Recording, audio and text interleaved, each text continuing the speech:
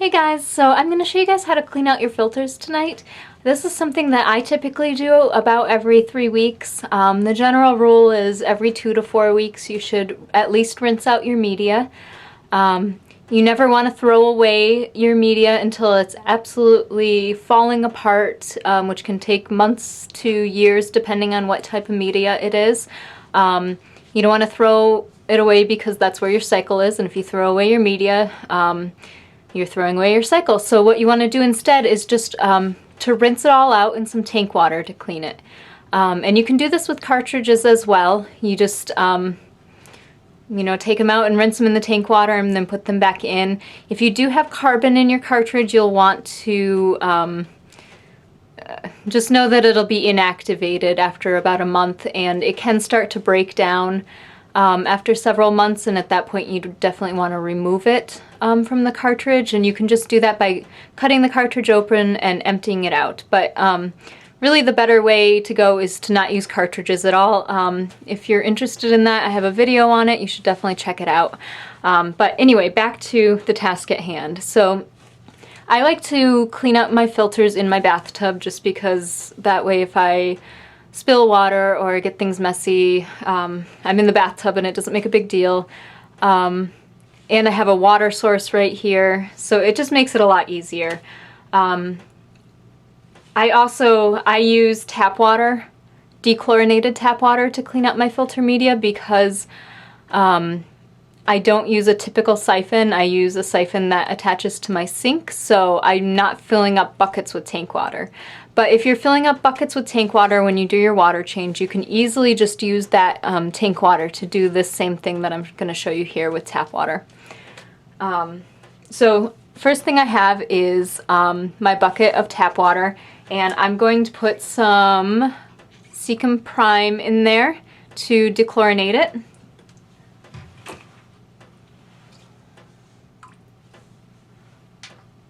And then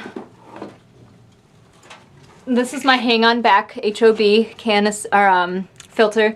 This is an Aqua Clear 70 here. So I'm going to take the media basket out, and this is a fantastic filter. I highly recommend these. They're really reliable, really quiet, and as you can see, there's a lot of room for different types of media in there. I could actually have this fuller than I do right now. This is actually my quarantine filter right now, so it's not as full as I typically keep my filters. But anyway, you can see, whoa, almost lost the prime there. So you can see on the bottom here, it starts off with a sponge layer, and then I have some just filter padding in there, and then some ceramic media that's great for growing beneficial bacteria. So this is in a little bag, so I'm just going to take this and dunk it in the water a few times. If you guys do use tap water, you want to make sure that it's the temperature is about the same as the tank. You don't want it to be really hot or really cold because that can shock your bacteria, kill them potentially. So I'm just going to rub this around in there a little bit. Okay, and now this, you can see, is super dirty. This filter I actually haven't cleaned in a month, and it's been in my quarantine tank, and my fish in quarantine has been getting fed a lot because he's been on medicated food, so he has produced a lot of waste, and as you can tell, this filter pad is very dirty. So I'm going to go ahead and squeeze this out.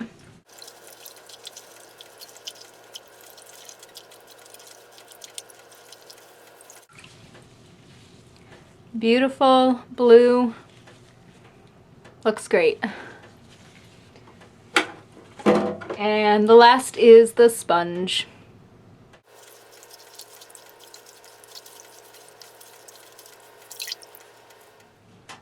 Okay, now that I have a clean bucket of water, I'm going to just quickly clean out all the components of the filter.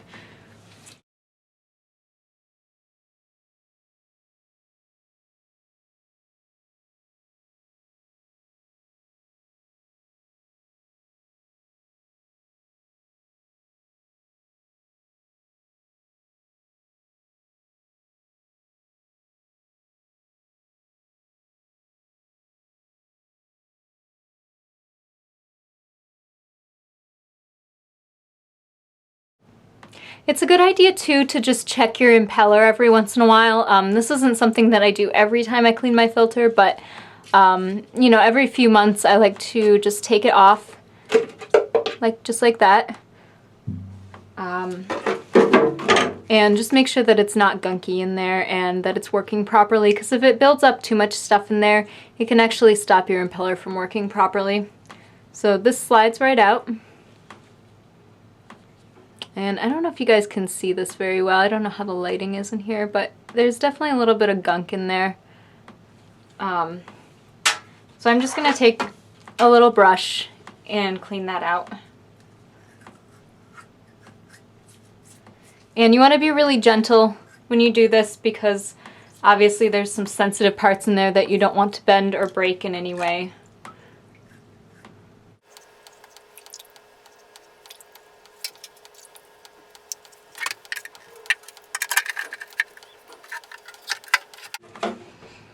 Okay, and then the last part is going to be the input tube here.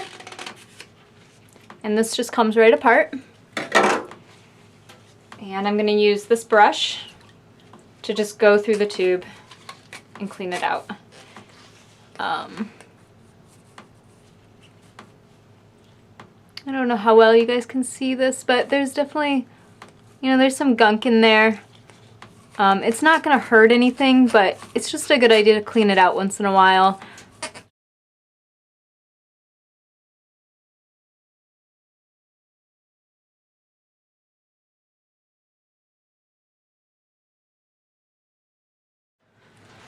Okay, so now on to the canister filter. So here's my canister filter, my Eheim. Top pops off just like this.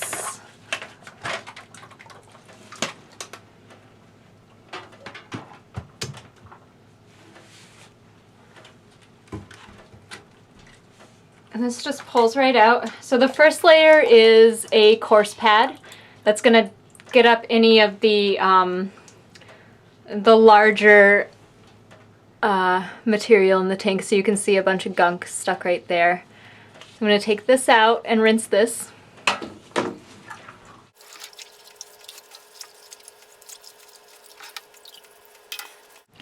Then there's 3 media baskets that sit in there. And so this is the reason why canister filters are so awesome, is that they hold so much media. You know, this is all full of ceramic media. So these pull apart. Again, we have some more padding, filter padding. Rinse that.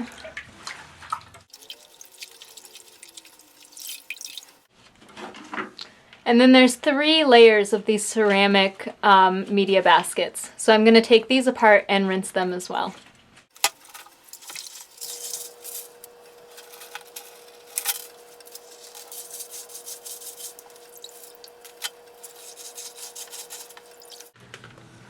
Now on the canister filter, you can also take apart the top here to clean the impeller. So this just pops right off. The impeller's inside here. Oops. And you can take it right out.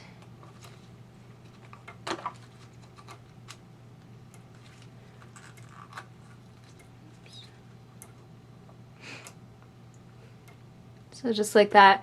And I actually just cleaned this impeller and everything last time I cleaned this canister, so I'm not going to bother with that right now. But just so you know, these parts can get pretty gunky as well. So just like the impeller on your HOB, you want to check out these parts on your canister filter as well every few months or so, just to make sure that they stay working properly. So then, just like with your HOB filter, you want to clean out the output and intake of your canister filter. So here's the output right here, connects to the tube. Just going to take it off the tube.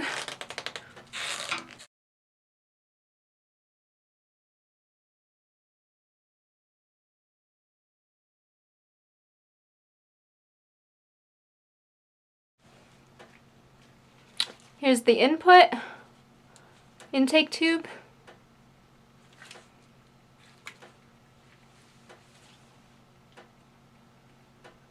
With a piece of lettuce stuck in it. Great.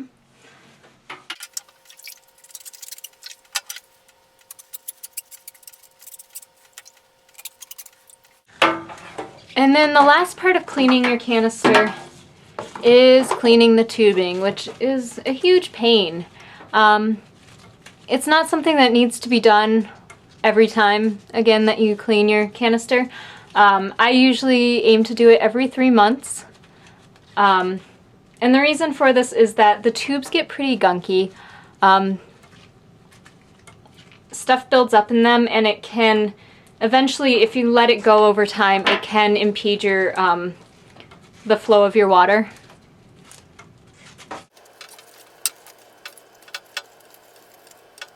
So I have some long brushes that I use to just stick down inside like this.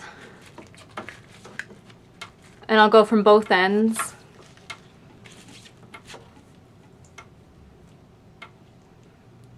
And I don't know if you can see that, but it definitely, you know, there's some gunk buildup in there that will come out. And then once you thoroughly clean the tubes, you can just rinse them out with some water.